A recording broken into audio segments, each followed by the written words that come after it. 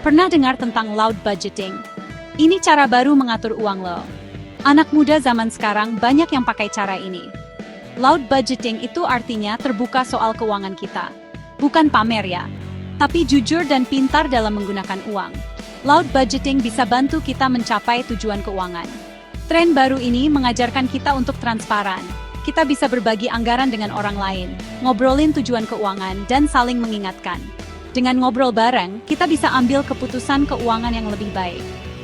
Loud budgeting itu memberdayakan lo. Kita jadi bisa kendalikan uang kita sendiri. Intinya, uang bekerja untuk kita, bukan kita yang bekerja untuk uang. Dulu, uang itu topik yang sensitif. Jarang ada yang terbuka soal keuangan. Tapi sekarang, semuanya berubah. Generasi Z yang memulai perubahan ini. Media sosial punya peran penting loh. Di TikTok dan Instagram, anak muda bisa berbagi cerita keuangan mereka. Ada video viral yang bikin banyak orang ikutan. Lucas Battle, seorang TikToker, berbagi cerita tentang mengatur keuangannya. Videonya ditonton jutaan orang. Banyak yang sadar, ternyata mereka nggak sendirian dalam kesulitan keuangan. Keterbukaan ini bagus banget. Nggak ada lagi rasa malu ngomongin uang. Sekarang, kita bisa ngobrol soal keuangan dengan jujur. FOMO atau takut ketinggalan zaman, itu kuat banget pengaruhnya. Bikin kita beli barang yang nggak perlu, cuma biar nggak kalah sama teman. Loud budgeting bisa bantu kita lawan FOMO. Kita jadi fokus sama tujuan sendiri dan memprioritaskan pengeluaran. Kalau kita tahu tujuan keuangan kita nggak gampang tergoda FOMO. JOMO atau bahagia tanpa mengikuti tren, itu kebalikan dari FOMO. JOMO itu tentang mensyukuri apa yang kita punya. Loud budgeting bikin kita menghargai uang kita. Kita jadi nggak banding-bandingin diri sama orang lain, dan fokus sama hal yang penting. Loud budgeting bantu kita nikmati perjalanan keuangan kita sendiri.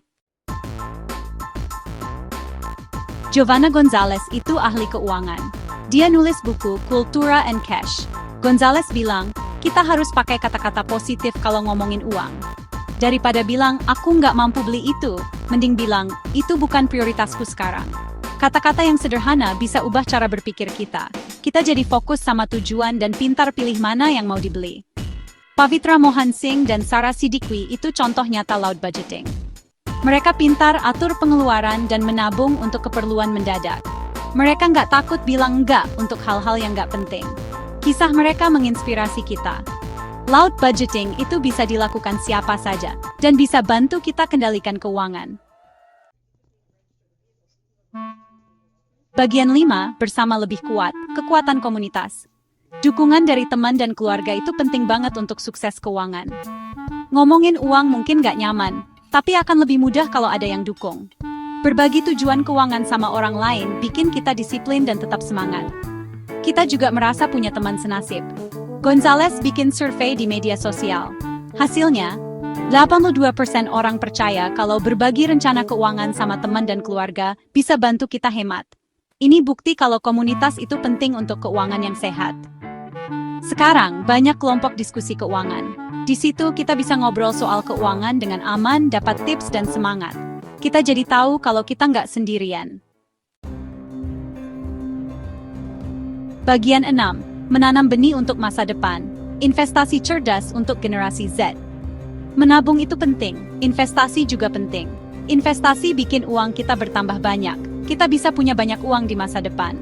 Pakar keuangan Alexander Farges Kolat dan Mukesh Pandey saranin investasi reksadana, dana pensiun, dan tabungan berbunga tinggi. Investasi ini bisa bikin uang kita tumbuh banyak dalam jangka panjang. Investasi untuk pendidikan dan keterampilan juga penting. Ikut kursus atau pelatihan bisa bikin kita dapat pekerjaan yang lebih bagus di masa depan. Mulai investasi sejak dini itu penting. Semakin cepat kita mulai, semakin banyak uang kita di masa depan. Jangan tunggu sampai tua baru mulai investasi ya. Bagian 7, tips hemat untuk loud budgeter. Loud budgeting itu tentang memaksimalkan uang kita. Kita harus kreatif dan cari cara hemat tanpa mengurangi kesenangan. Chad Wolf, seorang penasihat keuangan, saranin untuk punya dana darurat. Dia juga bilang, lunasi dulu utang yang bunganya tinggi. Ini bisa bantu kita hemat dalam jangka panjang. Cari cara untuk mengurangi pengeluaran. Minta diskon ke penjual atau manfaatkan promo. Hemat sedikit demi sedikit lama-lama jadi bukit.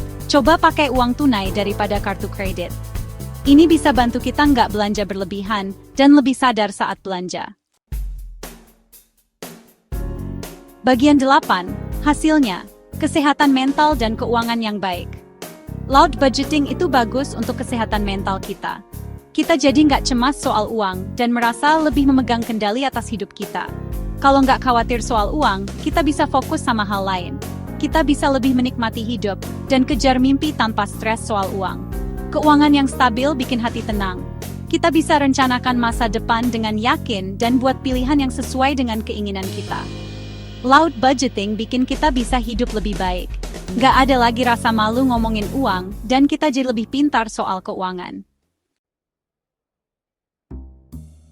Bagian 9. Generasi yang berdaya menuju kebebasan finansial.